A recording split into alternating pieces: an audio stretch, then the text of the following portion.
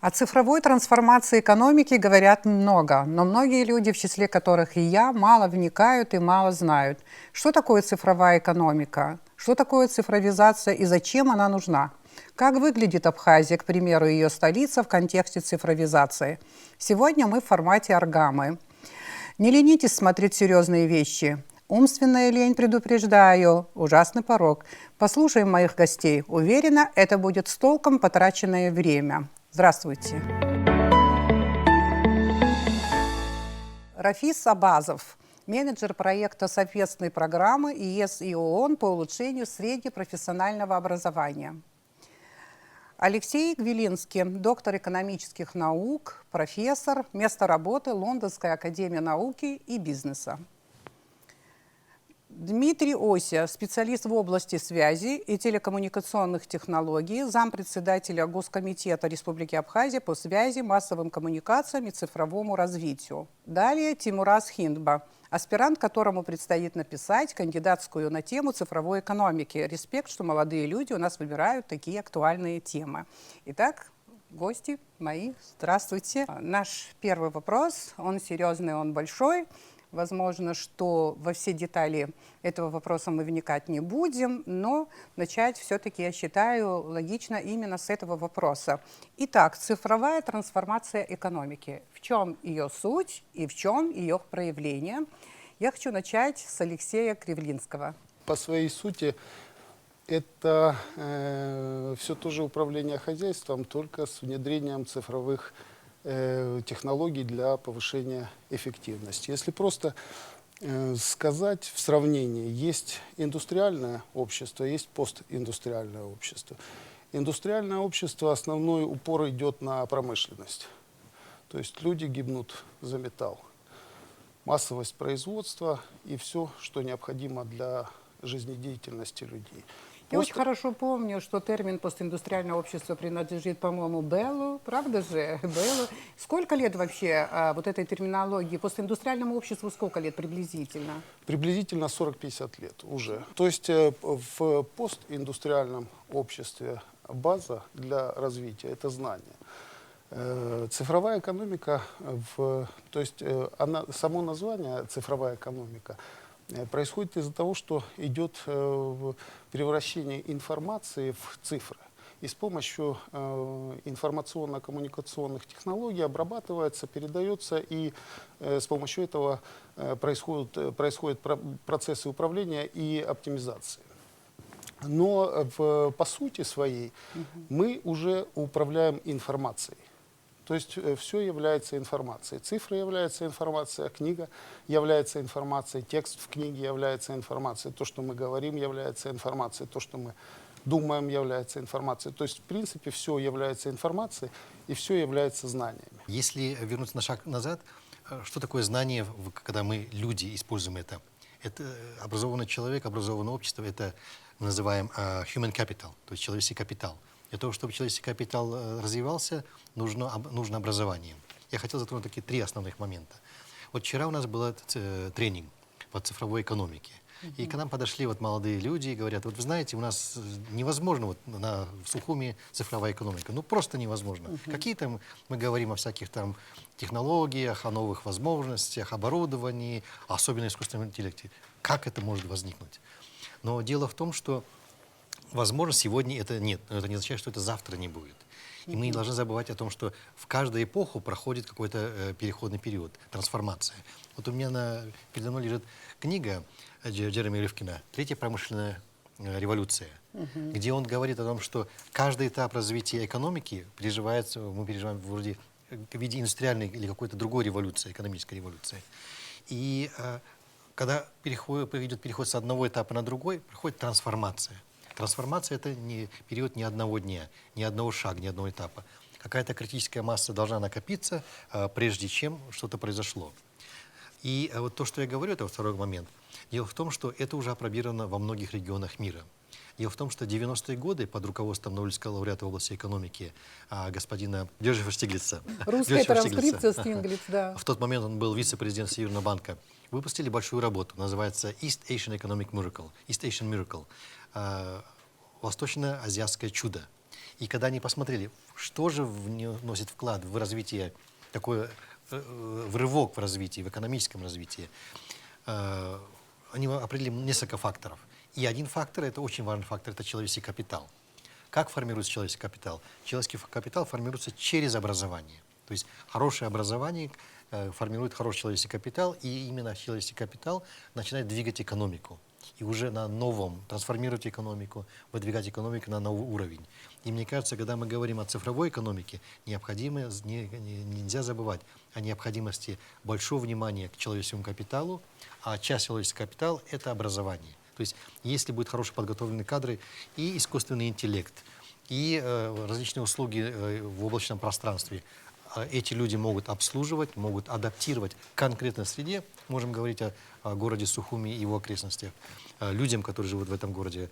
И тогда цифровая экономика постепенно сюда придет. Как вы и сказали, вот молодые ребята говорят, что цифровая экономика в Абхазии, в Сухуми это невозможно, может быть, даже никогда не будет. Но если посмотреть, некоторые элементы цифровой экономики, они уже есть в Абхазии.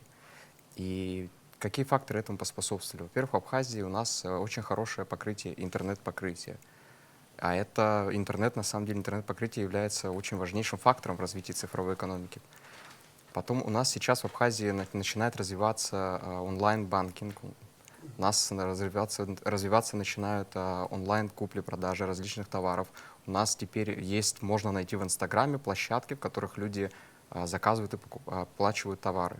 И им их привозят по заказу. Это тоже элементы цифровой экономики. Да, нельзя говорить о сильном развитии каком-то, о конкретном. И вы правильно сказали, что в первую очередь все должно начинаться с кадров. И я бы добавил, наверное, что сейчас у нас нужно начать еще параллельно с подготовки кадров и уровнем цифрового доверия. То есть повышать уровень цифрового доверия. Потому что сейчас, например, мне моих старших как-то сложно подвести к тому, чтобы они заказывали что-то в интернете, оплачивали. И мы в этой среде, мы, молодежь, должны быть неким таким цифровым проводником в этой области. То есть мы должны научить, и чтобы они поняли, что действительно это полезно, это удобно, это может принести пользу. Вообще большинство стран мира сегодня связывают свое развитие с современными цифровыми технологиями. Мы сегодня являемся с вами очевидцами глобальной IT-революции, которая происходит последние 20 лет. И за эти 20 лет жизнедеятельность человека очень сильно изменилась. Общество и молодые люди, в частности, как говорит Теймураз, сегодня не представляют свою жизнь без всевозможных гаджетов. Они проводят там очень много времени. Эта цифровизация, она имеет необратимый процесс. Она уже началась и будет развиваться все больше и больше. Как можно все больше и больше IT-проектов, стартапов реализуется, все больше услуг начинает предоставляться в цифровом виде. IT-компании по всему миру по капитализации начали занимать лидирующие позиции. И на самом деле Абхазия, на мой взгляд, тут не исключение. У нас молодые ребята уже стараются, уже появляются новые стартап-проекты. Теймураз о некоторых говорил. У нас появился агрегатор такси, у нас появился первый маркетплейс, где люди в состоянии выкладывать свои товары на площадке, чтобы реализовывать их. Государство должно понимать потребности и бизнеса, и народа, и стараться сформировать необходимые условия для того, чтобы такие IT-проекты развивались, чтобы они появлялись все больше и больше. И использовать преимущества цифровизации, чтобы делать жизнь людей проще, лучше, счастливее. Рафис говорил о том, что главное знание. Любая информация – это знание? Любая информация – это знание, да. Это знание, только в каком направлении мы идем, если говорим о развитии, да, мы идем в направлении эффективности их использования. То есть В чем вообще суть? Да, вот прозвучало по поводу цифрового тезис по поводу цифрового доверия. Да? Хочу вернуться вот ретроспективно чуть-чуть назад. Первые автомобили. Да? То есть мы садимся за автомобиль, крутим за руль, управляем с помощью руля. Да? Когда они были первые, такое же недоверие было, в принципе. Ну как можно сесть в какой-то железный ящик и ехать на нем, непонятно куда он поедет. Тем более сейчас, вот относительно цифрового доверия, там в современных автомобилях столько электроники, что, честно говоря, я сам иногда задумываюсь, что когда еду, что я не совсем управляю автомобилем. Потому что курсовая устойчивость, там вызов СОС, да, вот все эти элементы, они уже управляют за меня. И они стираются у меня с процессора, если техническим термином выразиться, с головы, что я на это не обращаю внимания. По поводу... Вот вы говорите, что вот мы сели за руль. Вот скажите, пожалуйста, вот я села за руль, но я понимаю, что, по крайней мере, вот у меня какой-то страх, я думаю, что мне ехать не надо. Я хочу остановиться, я хочу выйти из этой машины. Скажите, это вообще возможно? Я по поводу цифровой экономики. Возможно не двигаться в эту сторону, в этом направлении, в нашем глобальном мире? Наверное, нет. Наверное, невозможно. То есть это неизбежность? Ну да, можно где-то в стороне побыть, но если стоять на месте, а все будет двигаться вперед, то это будет означать, что кто не движется вперед, а стоит на месте, остается сзади. Вот только что говорили о цифровой революции. Но дело в том, что цифровая революция, она означает еще цифровую революцию в экономике. Или можно, если трансформировать этот термин, сказать цифровая экономическая революция. Почему? Потому что современные информационно-коммуникационные технологии очень снижают стоимость входа в бизнес. Особенно для молодежи. Вот молодежь хочет двигаться вперед. Она осваивает технологии, она хочет, чтобы получить дивиденд со своих знаний. Если старшее поколение нужно, может быть, миллионы долларов для того, чтобы войти в какой-то банковский бизнес, какой-то бизнес оплаты, торговый бизнес, чтобы открыть большой торговый центр, сейчас достаточно освоить эти технологии, и человек может открыть marketplace. Ему миллионов нет необходимости. Ему нужна хорошая голова, хороший компьютер и хорошая команда, которая все это обсчитает и создает хорошую программу. То есть цифровизация ИКТ позволяет молодым людям входить в бизнес, развивать бизнес. И здесь очень важный момент. Его адаптировать местным условиям. Меня всегда умиляют такие картинки, когда мы видим картинки во многих регионах мира. Тоже в Японии, в той же Корее, в той же Сингапуре. Но сейчас и в нашем регионе видят, когда пожилые люди, бабульки, там, дедульки идут, спокойно с карточкой берут, расплачиваются, спокойно по телефону, по смартфону заказывают скажем, какие-то товары. И самое умилительное, когда вот если их дети, внуки, правнуки находятся далеко. То есть они уже вовлечены, втянуты в цифровую экономику, в этот формат. Электронные рецепты. Уже, да, уже молодежь, то есть их дети, внуки или окружающие среды, научила их пользоваться тем же Zoom, Skype и WhatsApp, и они спокойно общаются, и в том числе как общаются для внедрения себя в экономику. Я думаю, что не все страны сегодня находятся в постиндустриальном обществе. То есть не все страны можно характеризовать как постиндустриальное общество. Но тем не менее это вот реальность, от которой, наверное, все равно весь мир зависит уже, если даже этого уровня достигли не все государства. Скажите, получается, цифровая экономика, она соответствует именно этой стадии развития человечества? Если это так, еще вот одно определение, которое, с моей точки зрения, очень интересно.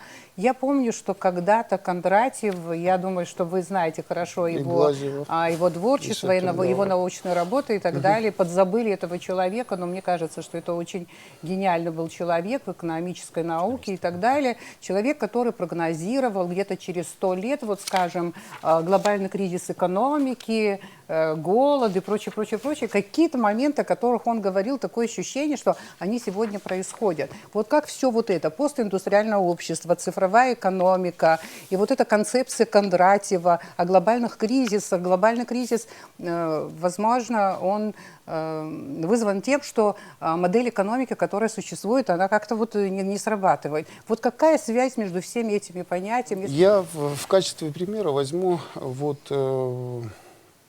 феодализм, Да? Капитализм, социализм, коммунизм. Вот все говорят, что это устарело и очень давно. Но когда я спрашиваю, а придумали ли что-то новое? Нет, не придумали. То есть речь идет о чем? Какой бы вот совершенный феодализм не был, по своей сути, он все равно переходит в другую форму управления, в капитализм, да, существование. Капитализм то же самое. Какой бы он совершенный не был, он перейдет в социализм. Социализм, какой бы совершенный ни был, перейдет в коммунизм. Если рассматривать вот экономику в целом, нет в чистом виде феодализма, капитализма, социализма или коммунизма.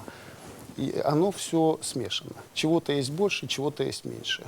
То же самое по волнам Кондратьева. Да, он говорил, вообще начинал вот эту концепцию создавать Шопенгауэр. Об этом тоже все забывают. И я в западном мире, когда начинаем дискутировать, все больше склоняются к первой, второй, третьей, четвертой промышленной революции. И Глазьева как-то, потому что какое-то политическое противостояние, неодобрение. А вы начинаешь, когда вспоминать, что это не Шопенгауэр начинал. Вот Кондратьев продолжил, и Глазьев дополнил. И сама концепция тоже по своей сути на сегодняшний день она жизнеспособна, и вот чего-то нового, более интересного не придумано. По поводу кризисов. Вот с чем это тоже связано. Да? То есть у нас сейчас тоже вопрос to be or not to be. По поводу использовать цифровые технологии или не использовать. Как мы общаемся, мы уже используем. Кто-то больше, кто-то меньше. Когда будет критическая масса, как любит высказываться Рафис, и идет речь, в принципе, о той критической массе, когда пройдет свое развитие точку невозврата. И о чем вы спрашиваете, можно ли остановиться, вот тогда уже будет нельзя остановиться. Потому что, мы представляем вот свою жизнь сейчас без интернета. Вот даже те же бабушки, которые говорят, цифровая экономика это очень плохо, но они очень хорошо пользуются скайпом, вайбером, ватсапом, какими еще там мессенджерами, да, фейсбуком, да, и всем остальным. По поводу электронной очереди в больницах. То есть через интернет можно спокойно прийти на свое время и без очереди пройти к своему врачу и быть обслуженным. По поводу электронных рецептов, то есть не надо думать, чтобы кто-то выписал. То есть врач несет тоже ответственность, когда он в системе вносит лекарства согласно протоколу лечения. Там человек идет в аптеку, покупает эти лекарства и тоже без всяких дополнительных а что тут написано. Это все работает в системе. То есть будут катаклизмы, будет невосприятие этого всего. И будет нежелание некоторых людей, вот даже сейчас по прививкам. Мы что же ощущаем? Да, я понимаю всю сложность ситуации, но одни за, другие против. Хорошо, когда аргументированно за, аргументированно против. А когда просто так, то это просто человеческое какое-то нежелание. Хорошо, вы говорили о трансформации, там, скажем, или о переходе от феодализма к капитализму, оттуда вы сказали к социализму. Это формационный подход, в общем-то, я понимаю, подход марксовский. Вы поддерживаете такое стадиальное развитие? Я рассматриваю. Да. Я думаю, А где мы сейчас? Это капитализм до сих пор? Не, а сейчас... Что может быть дальше? Не, я объяснил, что в чистом виде этого всего в принципе не существует. То есть всегда есть капиталистические отношения в обществе, да, ты мне, я тебе, если просто говорить. Всегда есть феодальное. Феодальное, я тут царь, и, думаю, как лучше сделать для какого-то там региона, страны, там, глобального региона. По поводу социализма, это когда уже направлено на людей. То есть, в принципе, у нас, у некоторых есть отвращение к социалистическому устрою, да, но в Швеции социализм. Да. По поводу коммунизма в Китае официально коммунизм. Насколько там этого коммунизма? Почему отвращение? Отвращение, наверное, в западном мире, это их проблемы, но Не везде же отвращение к этой модели. По поводу Китая. Вопрос, какой процент коммунизма там, да, декларируемого, какой процент капитализма, какой процент социализма и какой процент феодализма. То есть есть книга, забыл автора, которая описывает, он берет пример, вот как спускаться с горы, да, вот на самой горе там феодальный строй. Чуть ниже уже капиталистический, еще ниже социалистический, вообще низко коммунистический. Но вот в пропорциях это выглядит именно так. Я бы хотел взять один аспект, о котором говорил господин Алексей Кулинский. Это трансформация. Эта трансформация, это означает формирование какой-то критической массы. Она обычно зависит с точки зрения теории от двух компонентов, с моей точки зрения. Очень важный компонент формирования человеческого капитала, то есть навыков, компетенций, людей, способных работать в конкретных экономических условиях. В данном случае мы говорим о цифровой экономике. И второе — формирование локомотива, то есть движок или отрасль экономики, направление экономики, который двигает, скажем, все остальное. Дело в том, что еще в 70-е годы вышла такая теория, называется Flying Geese Paradigm, парадигма летающего гуся. То есть вот летит гусь, как он, экономический гусь. То есть берется, например, экономика Японии. Она сформировалась как индустриальное общество, но знания улучшились, образование улучшилось, стоимость рабочей силы повысилась, и стало невыгодно это производить. Они перешли на новые другие технологии, на другой уровень технологий, скажем, вместо игрушек и часов, которые они в первое время производили, простых базовых вещей, они перешли на промышленные изделия. А эту технологию передали дальше, следующему гусю. Это Тайваню, Корее, Гонконгу. Но в следующем этапе и промышленная революция оказалась, что вот они базовый промышленный продукт стали выпускать, но они перешли на более комплексные. Первые японские автомобили стали конкурентоспособными, и массово появились, например, это направление, то, что двигает экономику. В Японии и стали в мире конкурентоспособны в 70-е годы.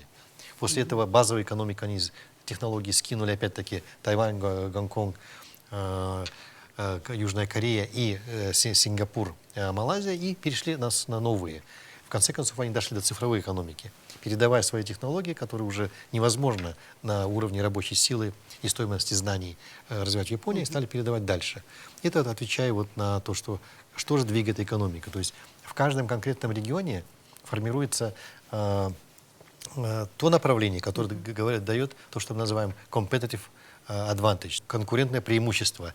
И если его правильно взять, правильно развить и правильно продвигать вперед, то это, конечно же, будет служить поступательному развитию экономики. Возьмем ли такой пример, очень, скажем, близкий многим регионам Восточной Европы. Малайзия. Малайзия, будучи аграрной страной, в которой были очень много кооперативов, где были очень большое количество людей жило в сельской местности, начала развиваться. Больше людей стало переходить в города, и она стала в свое время одним из крупнейших поставщиков текстиля. То есть это стало локомотивом экономики, вот именно в конкретных условиях. Почему? Потому что были близкие поставки хлопка и всего остального. Потом они перешли в следующий этап на базовые, скажем, электронику. Если помните, в 90-е годы огромное количество малайской экономики, 80-е, 90-е годы, было в Восточной Европе, в многих странах мира.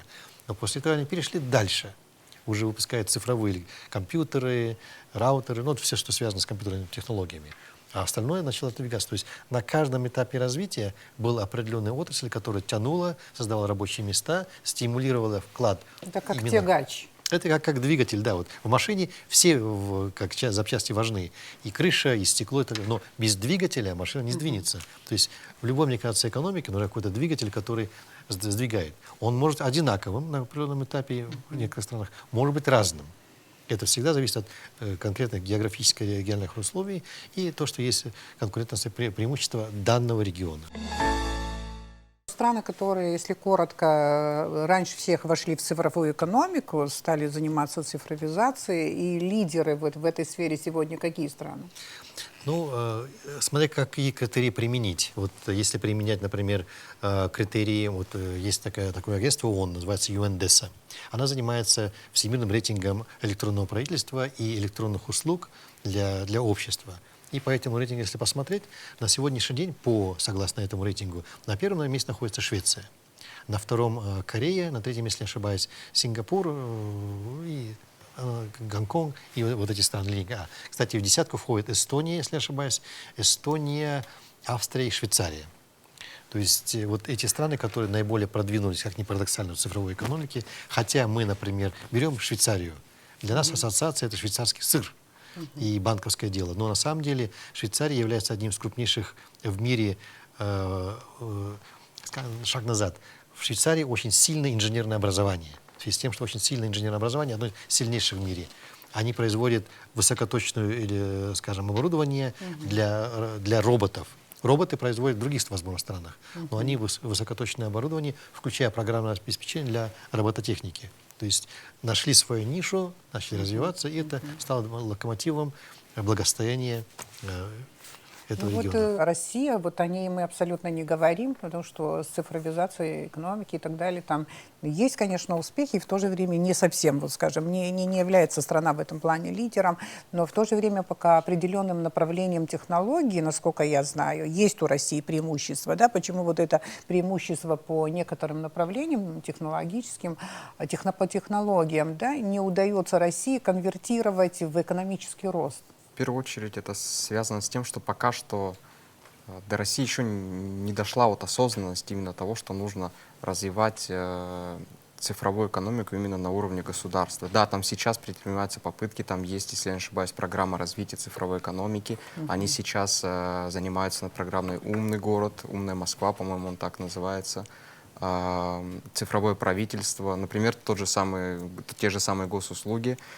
Но пока что сейчас нельзя сказать, что у России нет каких-то преимуществ, но и у них тоже, с одной стороны, недостатков нет. У них есть потенциал, причем этот потенциал хороший, но, скорее всего, для начала им сейчас необходимо заняться нормативно-правовой базой. Потому что если посмотреть нормативно-правовую базу именно в части цифровой экономики, то она немного... ну, так скажем, еще только на начальном этапе своего развития. То есть вот только недавно они приравняли, если я не ошибаюсь, криптовалюту к имуществу, правильно? Не к деньгам, а к имуществу. Во многом согласен с Таймуразом, но, на мой взгляд, Россия на данном этапе уже осознала всю необходимость в трансформации цифровой. Если мне память не изменяет, выделено до 2025 года на цифровую экономику в рамках цифровой трансформации 1 триллион рублей у них. Почему же на данном этапе это не тяжело вывести все в повышение ВВП в плане увеличения количества услуг и выход на мировую арену? Потому что технологически было в Российской Федерации после распада СССР очень большое отставание. И начать собирать правильные микропроцессоры, чипы, это не одного, не двух и даже не 5 лет дела. Это все поэтапное развитие, когда ты переходишь от одной технологии к более совершенной, усовершенствуешь чипы, усовершенствуешь определенное оборудование. Как в технической сфере говорят, железо. Но есть еще и, кроме так называемого железа, есть программное обеспечение софт. Вот в этом плане российские IT-компании сегодня показывают очень хорошие темпы развития и увеличения валового внутреннего продукта Российской Федерации за счет этих компаний достаточно велико, на мой взгляд, и достаточно перспективно. Также в игровой индустрии тоже связано с программным обеспечением. Российские компании показывают очень неплохие результаты. И я думаю, если государство продолжит уделять внимание, то российская трансформация, она осуществится. Хотим мы это или не хотим, цифровизация в мире продолжится, и она продолжится с большой скоростью. С какой скоростью в той или иной стране она продолжится, зависит в первую очередь от государства, насколько он уделяет этому внимание. Возьмем Францию, это тоже Германия. Возьмем Германию, Австрию, Швейцарию. Классические примеры, так сказать, индустриальных экономик. Да, у них есть цифровая экономика, довольно серьезная, хорошая, конкурентоспособная на международном рынке. Но у них есть и сельское хозяйство. Люди, большое количество людей занимаются элементарно, извиняюсь, производством продукции для пива. Это хмель и все остальные составляющие. Варят это пиво. Это обыкновенный, причем доиндустриальной формы. Особенно если это фирма старинная, 300-летняя, производит классическое пиво, здесь мужчины сидят, то, конечно, она должна следовать старым технологиям и старым моментам. То есть и все это в каждом направлении есть что-то другое. То есть в этом отношении, опять-таки, хочу подчеркнуть, локомотивом развития, скорее всего, будет цифровая экономика и является цифровая экономика. Но это один кусок айсберга. Под этим айсбергом, под водой находится много слоев экономики, и от простейшей до доиндустриальной, индустриальной, постиндустриальной. Вот это клубок. Вот нельзя забывать об этом компоненте. В России мы можем наблюдать до определенного момента времени. Сейчас, если я все правильно понимаю, то ситуация улучшается. Был отток кадров большой. Мы можем видеть, как в таких крупных компаниях, как Google, Facebook, Microsoft, очень много работает выходцев из Российской Федерации. И причем они занимают не обычные должности, а руководящие должности в том числе. В России есть потенциал, и самый главный потенциал у них есть кадровый, именно интеллектуальный потенциал. И вот основная, как по мне, задача заключается в том, как направит государство этот интеллектуальный потенциал. Вот если они смогут направить его в нужное русло, в развитие цифровой экономики внутри своей страны, то тогда, я думаю, у них есть большой Спасибо, потенциал. Тимураз. Ну, Рафиз, если я не ошибаюсь, вот то, что Дмитрий говорил по поводу роли, которую государство старается играть в плане трансформации экономики, он говорил о России таким образом. Но вот интересно, вот в этом вопросе или в этом процессе трансформации, все-таки большую роль должно сыграть государство или частный бизнес? Но вы знаете, возвращаясь вот к примеру, о котором я говорил, восточно-азиатское экономическое чудо. Было очень много споров с экономистами, вот это примерно большие баталии, примерно было 30 лет назад. Какая должна быть роль частной, сказать, невидимой руки рыночной экономики и какая должна быть роль такой большой, твердой стальной руки государства. И, в принципе, ответ был неоднозначный. Был ответ неоднозначный, в том числе в докладе Всемирного банка. Необходим все-таки компромисс между свободно рыночными отношениями. Я не согласен, когда используется терминология капитализм, там внутри сидит концепция свободно-рыночных отношений, чтобы свободно было для рынка, частного предпринимательства. И компромисс между ролью государства и государственных институтов. Когда они находят правильный компромисс, когда идет взаимопомощь и взаимоподдержка, тогда идет очень такое интенсивное развитие экономики. Элементарный момент. Вот Сингапур из простого маленького порта. Вот, территория его очень маленькая. Она размером с обыкновенный средний город на евразийском пространстве. Но одной из богатейших стран в мире. Почему? Потому что они решили проблему с коррупцией. На сегодняшний день, как ни парадоксально, вот Сингапур, который мы знаем, что там высокотехнологии, она стала одним из крупнейших в мире центров по экспериментальной фармацевтике. То есть вот современные фармацевтические эксперименты, очень многие эксперименты на уровне генов и так далее проводят, но подобное и производство лекарств, новых медицинских технологий на уровне генной инженерии происходит в Сингапуре. То есть они опробовали одно направление, перешли на другое, которое на сегодняшний день наиболее прибыльное. И это формирует благополучие. Хотел бы процитировать Марка Твена, что первое, вы спрашиваете, на кого ориентироваться. Марк Твен говорил, что ничто так не раздражает, как хороший пример. И второе, по поводу рейтингов, разные методологии. И тоже Марк Твен говорил, что есть три рода лжи. Ложь, наглая ложь и статистика. Да. То есть здесь я хотел бы выделить фактор сопротивления, сопротивления этим новым технологиям, использования этих новых технологий. То есть Акио Морита, президент компании Sony, да, после военный период изобрел кассетный магнитофон. Ну, кассеты, мы точно помним, молодежь, не знаю, помнит, не помнит, но это было ноу-хау. И он очень сильно обрадовался, и в течение первого года, когда он произвел их там определенное количество, сколько, как вы думаете, он их продал? Один в течение первого года, и он рекламировал. Потом он, конечно, распродал, тогда не хватало стенографисток в судах. И он начал вот промоушен, что не обязательно печатать, можно записывать, а потом уже, когда свободное время, то оптимизировать время можно, чтобы стенографистки потом перепечатали эти все. Второй момент мы обсуждали на тренингах в София. То есть это первый робот, который получил гражданство в Саудовской Аравии. Некоторые относятся к этому нормально. Да? То есть это начало развития, в принципе, уже сформализованного примерно вот как человека, да, искусственного интеллекта.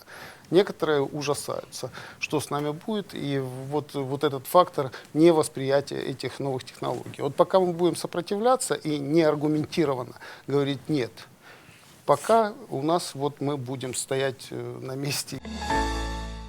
Преимущество в чем этих новых технологий, если коротко это объяснить? Преимущество новых технологий, конечно, в упрощении работы. У нас очень много информации, анализ которых повышает эффективность работы тех или иных компаний.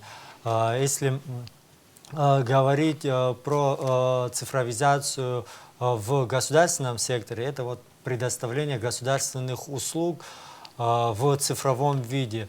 Оно дает огромное количество преимуществ, что человеку не приходится идти за каждой справкой в какое-то окно, там ждать очереди непосредственно и потом получать эту справку. В банковском секторе намного легче сегодня все транзакции в состоянии делать через свой смартфон. То есть это Количество все издержек удобно, эффективно, уменьшается. да, вот Оптимизация происходит.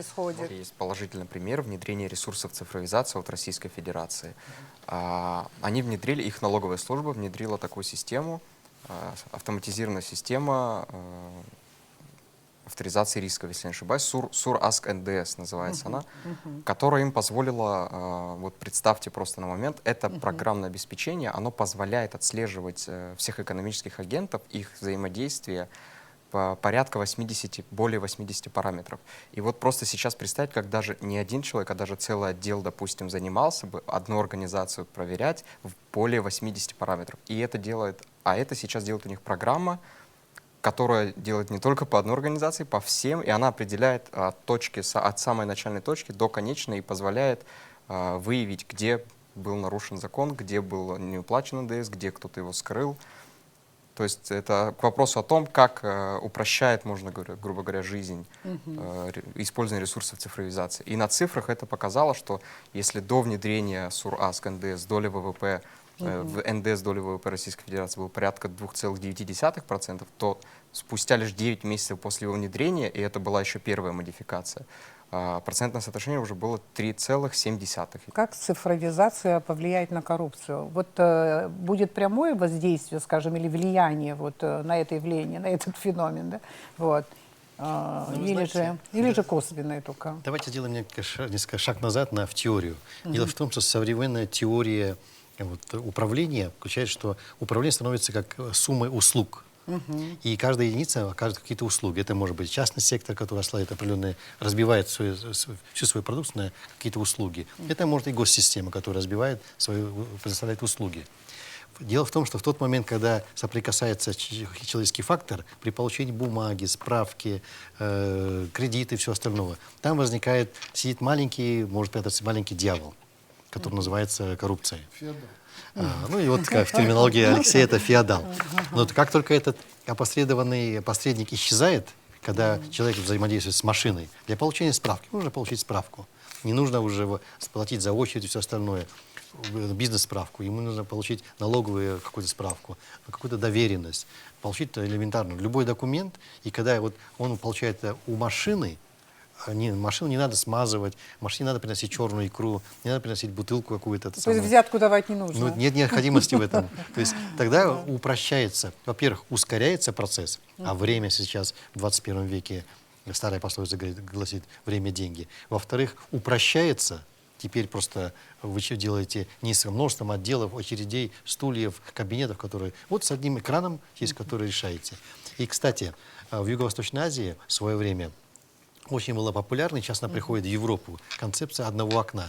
Когда бизнесмен приходит, вот приходит молодой бизнесмен, который, может, многими вещами не владеет, но он знает, в одном окне получит ответ на все вопросы, получит все необходимые документации для оформления своего бизнеса, оформит свой бизнес, не ходя по сотням кабинетам, сотнями бутылок там, вина, там, чачи и икры, и решить свои вопросы.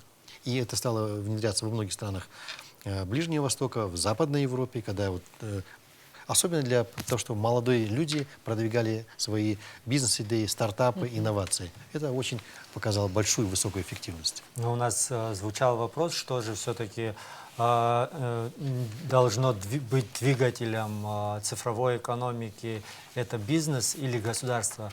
На мой взгляд, все-таки это две параллельные структуры, у каждого есть свое направление.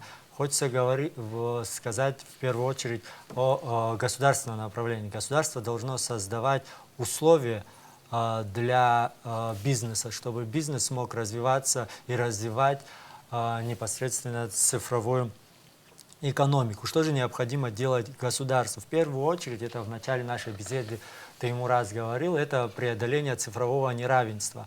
В Абхазии, кстати, в этом связи очень хорошая ситуация. У нас не существует фактически регионов, в которых нет доступа к информационно-коммуникационной сети интернет. То есть каждый гражданин нашей республики в состоянии подключиться.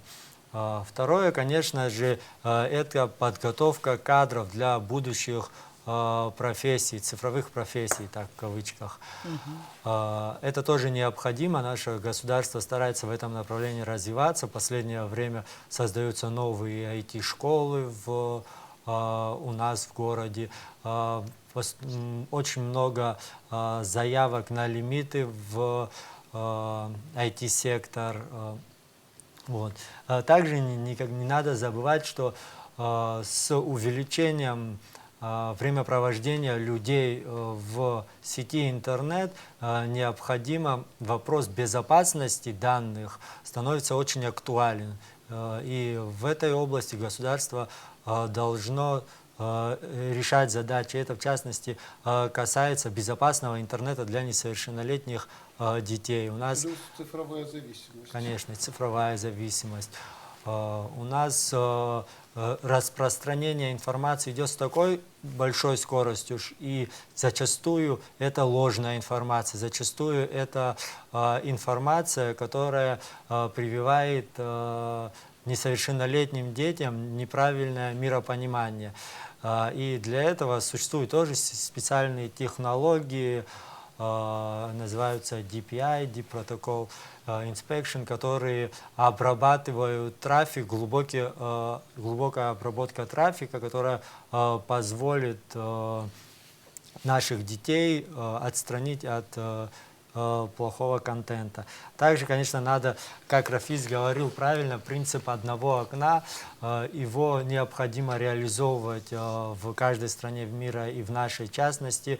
Это такая верхушка тортика, или так можно выразиться, потому что для ее реализации непосредственно сначала необходимо систему электронного документа оборота создать электронно-цифровую подпись, и потом уже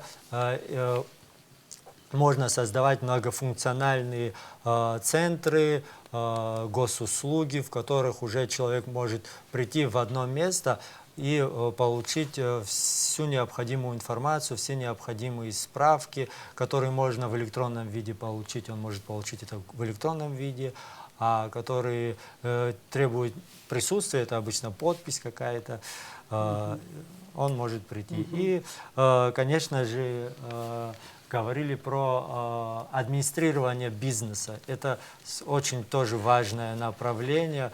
У нас Министерство по налогам и сборам проводит большую работу в этом направлении.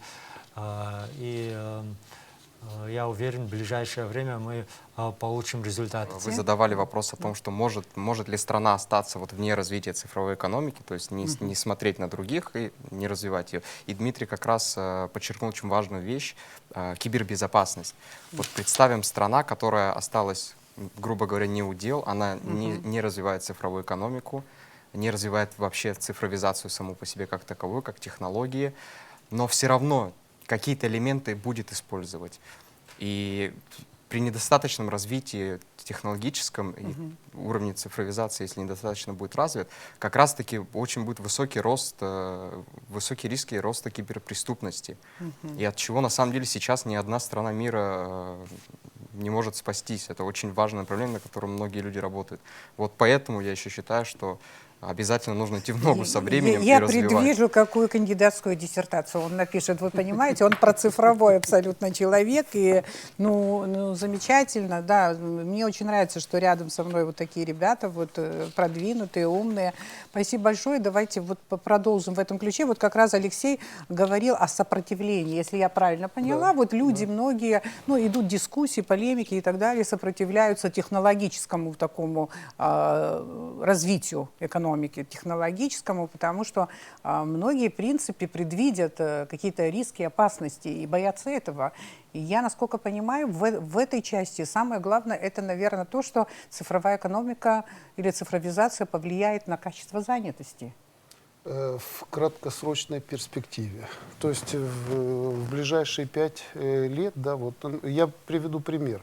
Есть такая служба Assistance в Европе. То есть автомобили Mercedes, Toyota, ну и вот все, которые продаются, они заключают с ней контракт, и в случае поломки автомобиля, в случае там ДТП или еще какого-то случая, у них есть единый номер. Ну, то есть они работают и со страховыми компаниями, и напрямую с продавцами. И 2 года назад в колл-центре было 800 человек. После внедрения технологии искусственного интеллекта в колл-центре осталось 80, 10%. То есть, да, эти люди, ну, 90%, которые ушли, они вот в течение там 2-3 месяцев, там полгода, сколько, ну, им выплачивали тоже эти деньги, они искали работу. Для них это, конечно, был минус. Но, с другой стороны, это был мотив вот, освоить какую-то новую профессию и развиваться более грамотно, не быть роботом и не выполнять механическую работу, ну, отвечая там на звонки. То есть выполнять низкоквалифицированную работу. То есть, ну, это... Но все-таки роботизация, автоматизация, насколько я понимаю, она приводит к сокращению рабочих мест. Сокращение для механической Нагрузка работы. на государство не увеличивается. Как государство должно вести себя вот в этом случае? Нет, вот дело в том, что нельзя упускать один момент, Давайте. о котором мы сейчас не говорили. Да, это, скажем, мы говорим как теория вероятности, да, скорее всего, это произойдет. Но дело в том, что на рынке труда, на современном рынке труда, востребованы разные профессии, но в разных пропорциях. В какой-то момент, например, всем требовались люди, которые ремонтируют телевизоры. Но телевизоры стали очень надежными, и эта профессия исчезла. Но дело в том, что это роль образования, роль всей линейки образования, для того, чтобы вовремя и гибко реагировать на спрос на изменения, спрос на рынке труда. Возник всплеск спроса на программистов. Необходимо, чтобы к этому всплеску они были подготовлены. Возник всплеск спроса на ремонт компьютеров. Должны быть подготовлены. Но в то же время нельзя забывать и о базовых профессиях. Например, в этом году многие, наверное, видели по телевизору многокилометровые очереди и в Великобритании, и в Канаде, и в США. По той простой причине, о том, что, оказывается, местные колледжи не смогли подготовить достаточное количество местных водителей. Это один из примеров. И там вся линейка специальностей, базовых специальностей, чтобы у них достаточно было местных водителей, способных возить большие грузовики. Не простые легковые машины, а именно это другой навыки нужны. Когда ковид закрыл границы, мигранты временный сезон не смогли приехать, и это было во многих регионах мира. Оказалось, что не хватает местных специалистов, и там даже называлось о том, что необходимо в ближайшие 3 или 4 года подготовить 100 тысяч водителей большегрузных грузовиков, то есть которые заместят людей, которые уходят на пенсию, и заменят мигрантов, которые не приехали, не смогут приехать. А это означает, что даже в такой развитой стране, к сожалению, не было проявлено достаточно гибкости к подготовке кадрам к конкретным условиям. Поэтому вот эти проблемы, которые возникают на рынке труда, диспропорции, сдвиги, изменения пропорций, необходимо предвидеть и уделять все большее внимание системе образования. Ну вот предвидит это не просто, поэтому во многих странах уже имеется плохая статистика, скажем так. Не все так безоблачно в плане развития цифровой Хорошо. экономики тоже. Ну, Да, если, да. если ретроспективно, у нас у каждого есть электронная почта. Давайте откажемся от электронной почты, чтобы вернуть то количество почтальонов, да, которое вот, работало раньше и носило почту. Первое, они не справятся вот, с нашими сегодняшними требованиями. Мы же хотим, чтобы быстро, да, чтобы секунду, он так быстро не бегает. Тем более, если это международная почта или... То есть всегда эти моменты, они естественные. И их нужно вот переходить Ну, вот тогда у с меня помощью такой вопрос. образования. Я вас понимаю. Вот сколько социального, скажем, вот в цифровой экономике, сколько социального? Где там всё социальное? А там все социальное. То есть роботизация это только для того, чтобы освободить человека от механического труда, который не дает человеку развиваться. То есть человек, который ходит к станку, к примеру, да, в индустриальном обществе, вот с утра он пошел, весь день механически работал, пришел, отдохнул, на следующий день обратно, 6-дневная или там 5-дневная рабочая неделя, где вот время ему развиваться и чему-то новому учиться. Нету.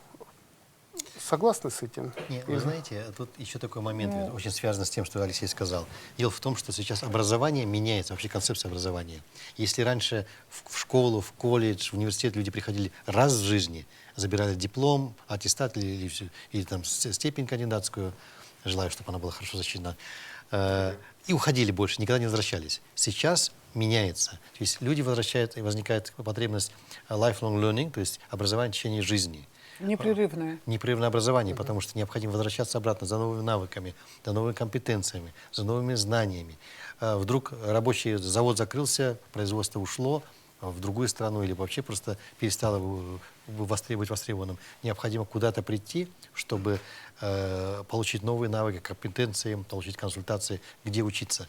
Поэтому мне кажется, здесь возникает необходимость пересмотреть роль образования, о том, что где-то он там сидит, раз в жизни дает какое-то образование, и мы можем о нем забыть. Она начинает играть все большую роль в обществе. А для этого необходимо больше ей уделять внимание, и неизбежный вопрос, больше финансировать и больше интегрировать для решения конкретных социальных проблем, в том числе, что такое безработица. В многих странах есть и безработица, и много рабочих мест, которые не заполнены. Это, скажем, особенности рыночной экономики. Но почему они заполнены? Потому что в каждом конкретном случае требуется не просто отсутствие человека, навыки, компетенции, которые могут решить поставленную задачу. Человек, который вчера был почтальоном, если его поставить быть, скажем, почтальоном на электронной почте, чтобы он мог программное обеспечение готовить, он или она не сможет это сделать, если они не подготовлены. То есть в этом отношении, опять-таки, поднимается роль образования для того, чтобы рынок труда был более гибким, чтобы наши знания и компетенции были более гибкими, чтобы мы были готовы к разным катаклизмам. По статистике, вот в Северной Америке, это вот Мексика, США и Канада, люди меняют свою профессию, работу 5 раз в жизни. Не потому, что они прыгают с одного места на другое место, ну, потому что летуны, а потому что многие производства или фактически исчезают, или становятся, может быть, неинтересны, низкооплачиваемым. Человек двигается в другое направление, где он или она может себя реализовать. Поэтому необходимо помнить, что социальные проблемы, связанные с цифровизацией экономики, можно решить только через один направление.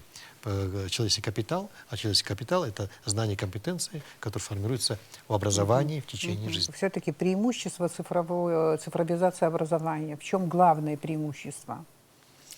Вы знаете, я долго думал, у нас было очень много дискуссий, я приводил пример, это было поле битвы, я думаю, можно сказать, как Бородинская битва ученых. Это было технологический университет в Вирджинии, где-то несколько лет назад они провели большую конференцию по современным трендам образования. Формировалось несколько лагерей, куда что пойдет. один большой лагерь за традиционное образование, где в центре преподаватель, другой большой лагерь за то, что традиционное образование, где в центре студент, а третий, что вообще необходимо отказаться от преподавателей. В центре будет вот искусственный интеллект, машины и так далее. Битва была такая, ну просто, вы не можете представить, как профессора в возрасте прыгали на столы и кричали друг на друга. Почему? Потому что это очень важный момент, очень злободневный момент. Но я принадлежу к такому направлению, что я считаю, что все-таки преподаватель в системе образования должен остаться. Но его статус должен измениться, потому что только искусственный интеллект, цифровизация могут сделать образование гибким. Вот возьмем элементарно, вот в данном конкретном колледже, для того, чтобы привести новую специальность по цифровизации, по информатике, по программированию, потребуются годы. Необходимо подготовить кадры, найти его, привести его, адаптировать к этой к среде. В то время как если человек пойдет на онлайн, через очень многочисленные платформы массовых курсов, он или она может найти не идеальный курс, но курс, который может решить потребности в программировании, обслуживании информационной, цифровой экономики или цифровой, скажем, обеспечения для данного колледжа.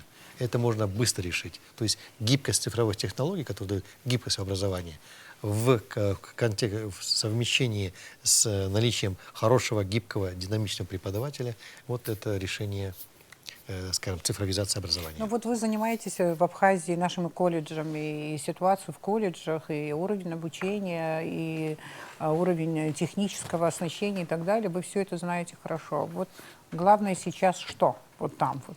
Что надо наладить прежде всего для того, чтобы молодежь обучалась, конечно, в контексте новых технологий?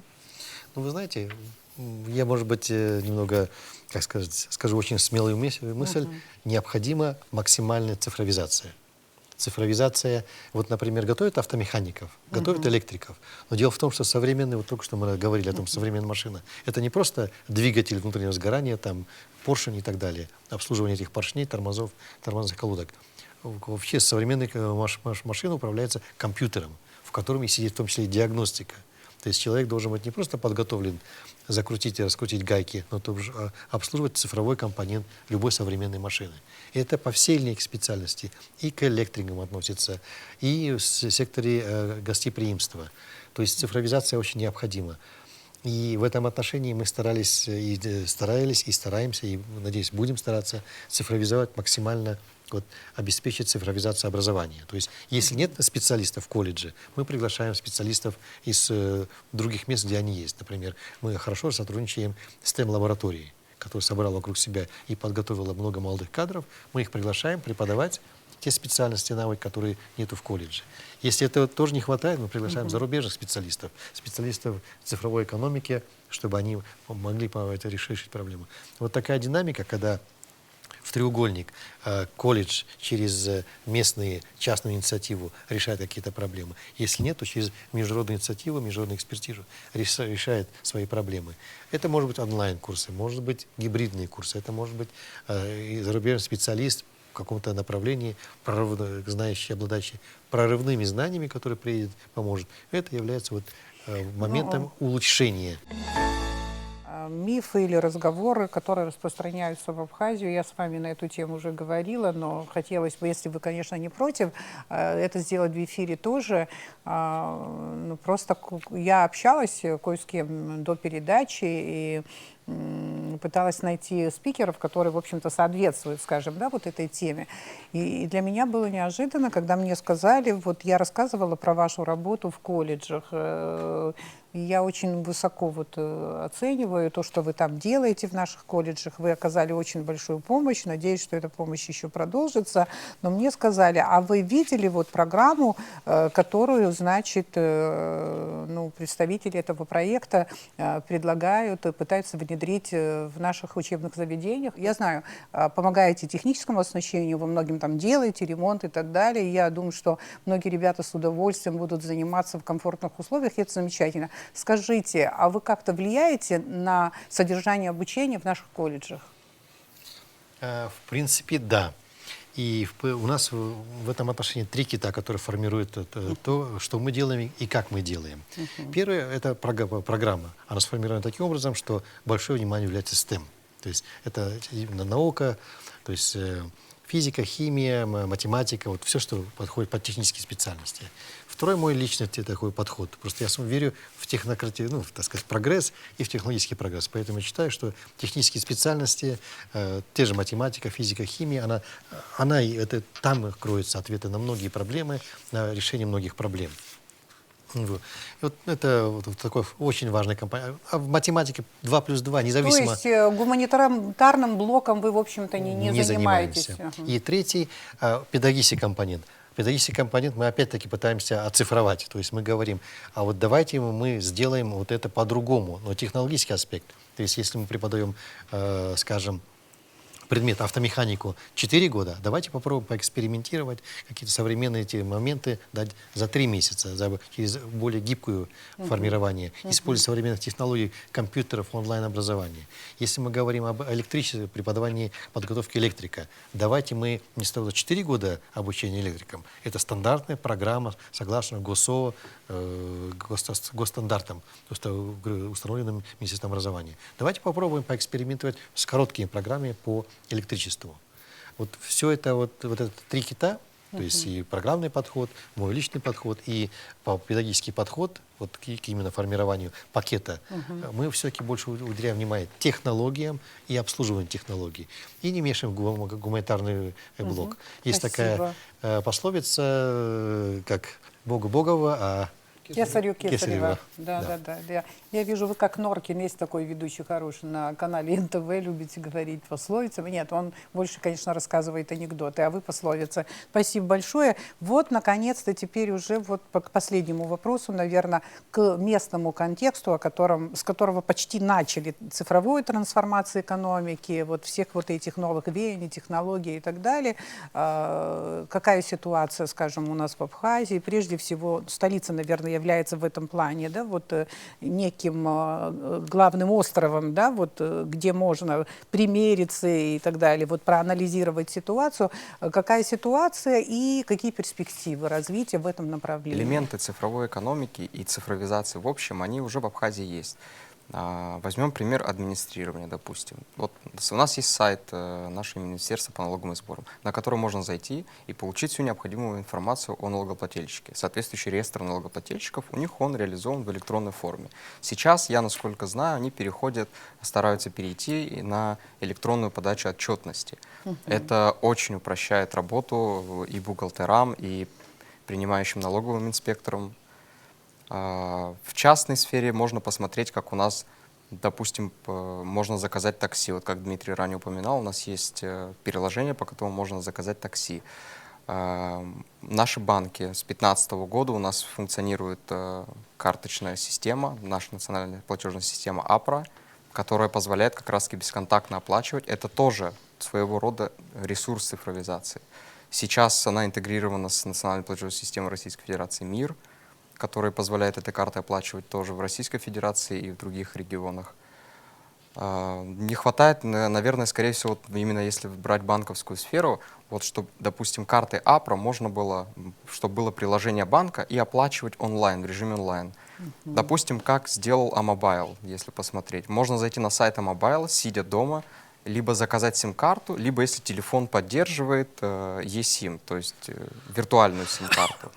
Это тоже своего рода элементы цифровизации.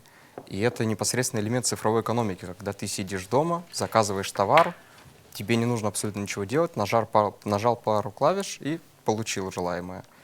Поэтому в Абхазии есть большое преимущество. И в первую очередь, как я ранее говорил, нужно вот как раз-таки развивать именно техническую составляющую, в первую очередь техническую и кадры. Потому что если у нас не будет своих кадров, то сейчас, в данное время, в мире очень сложно с кадрами.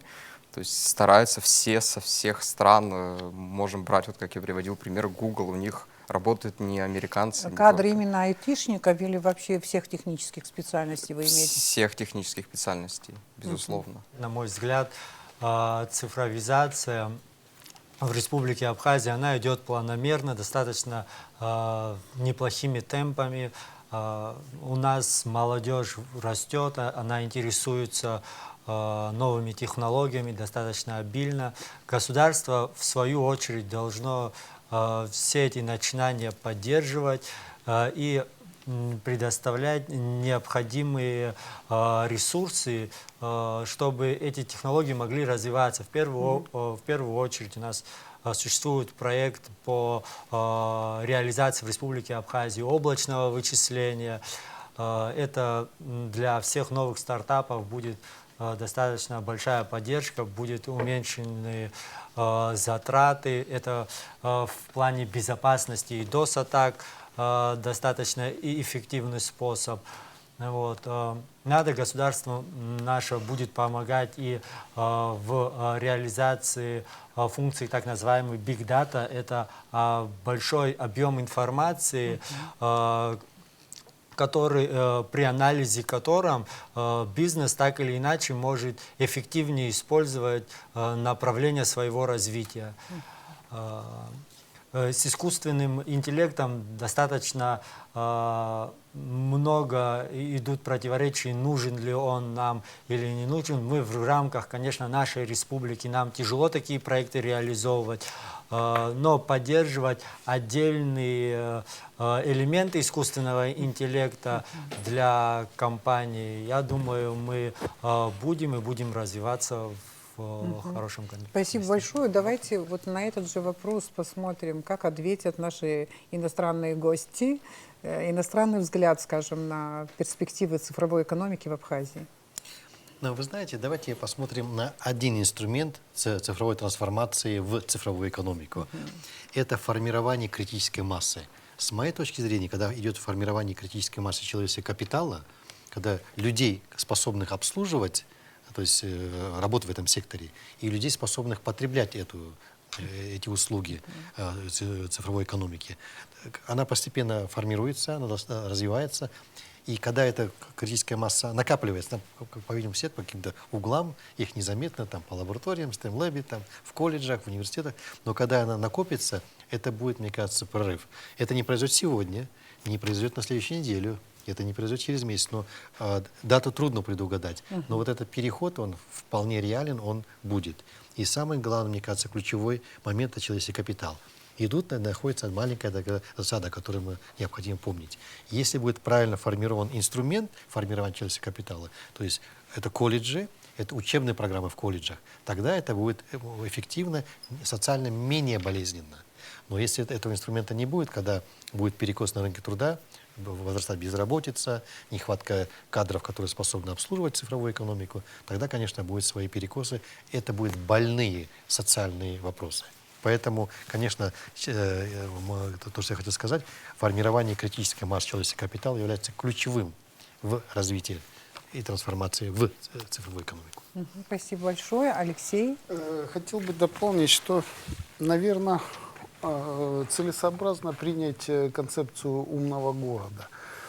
Потому что мы на тренингах дискутировали, там разные люди приходят, да, и выяснили, что, в принципе, все компоненты интернета вещей, да, что является основой для и Industry 4.0, да, и для образования умных городов, они существуют. Ну и вот заказ еды через там, приложение, там, просто в момент формализации, оптимизации, да, вот сайт города, к примеру, где можно найти все отели, все, где забронировать столик, где найти, где покушать, ну и вот все эти моменты.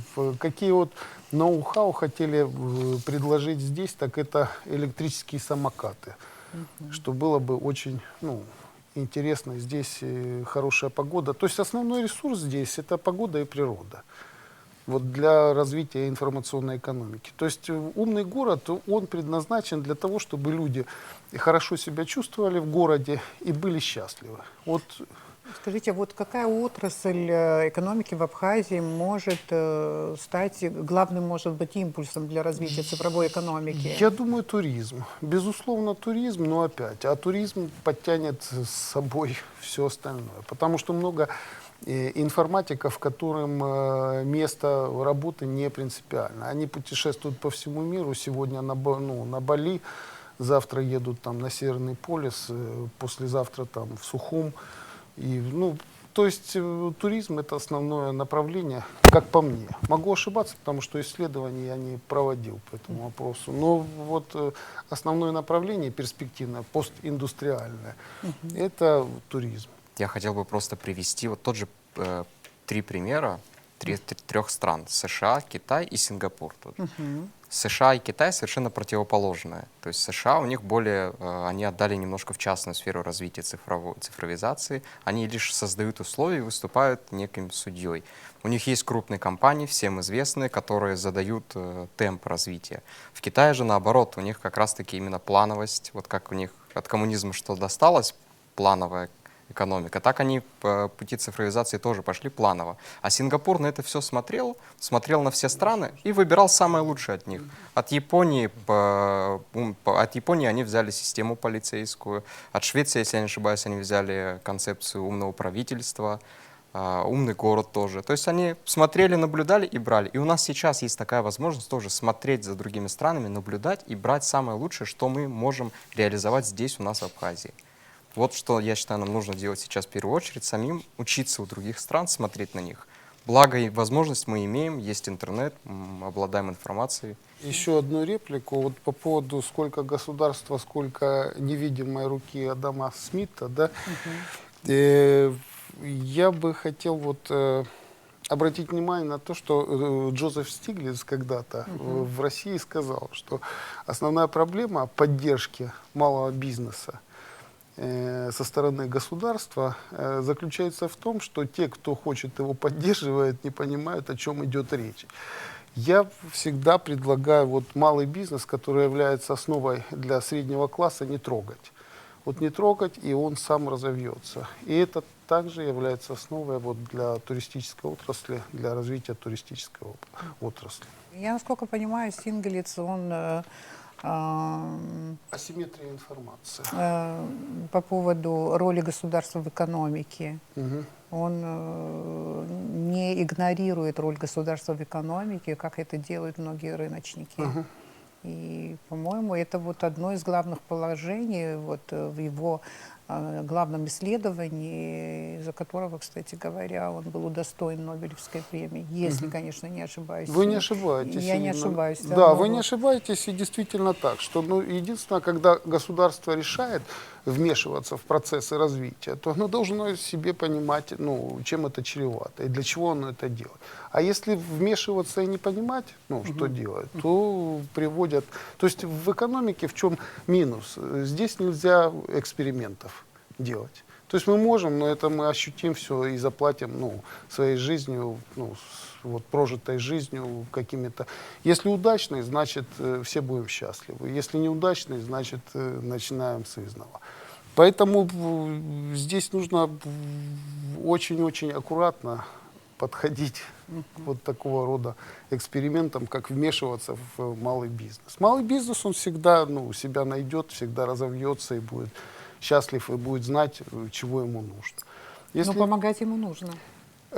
Помогать единственное, можно еще пару слов тогда, по поводу помощи. Чтобы не было эта помощь, вот как фонды, направленные для развития малого бизнеса.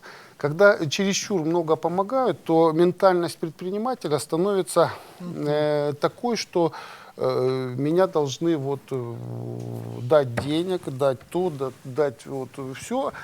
Потом там 2 года мне даются, чтобы я как-то функционировал, а потом с меня не требуют отдавать это все. Это подход Европы. За это время атрофируется чувство предпринимательства у человека. То есть человек не должен думать, что ему принесут денег, дадут место работы, и он будет. Он должен сам прорабатывать в голове, насколько эффективно, насколько интересно, насколько актуально то, что он может предложить. Да, бывают неудачные случаи. И вот в этих моментах, как вы говорите, что необходима помощь, чтобы человека из социума он не выпадал. Где-то поддержать, где-то переучить, опять образование. Новые какие-то навыки, компетенции, возможности с этим вместе. Вот для этих целей я согласен. Не мешать бизнесу, малому бизнесу. Ему сейчас не нужно даже, я думаю, помогать. Если раньше, например, для того, чтобы открыть свой магазин, тебе нужно было найти помещение, купить его или взять в аренду, отремонтировать, купить необходимое оборудование, заказать товар, нанять специалистов, то сейчас тебе достаточно выйти в интернет, организовать там свою площадку, или войти в уже организованную площадку и предлагать свой товар. Для этого тебе не нужно ни здание, ни какие-то другие затраты, Низкая которые с ним цена связаны. входа Да, в- низкая цена входа. Хорошо, но хорошие законы нужны? Хорошие Это законы. помощь? Хорошие законы? Это помощь, да. В Прозрачно. части, например, А законы, налогообложения. кто принимает? Опять же, государство. Да. Но вот как раз-таки именно вот порог вхождения вот в наше время сейчас, во время цифровой экономики, он намного ниже, чем был ранее. И государство здесь опять же государство должно выступать как некий регулятор, который вот вмешивается, как правильно сказал Алексей, когда только вот необходимо, при крайней необходимости. То есть сейчас любой желающий может заниматься малым бизнесом и развивать его в дальнейшем.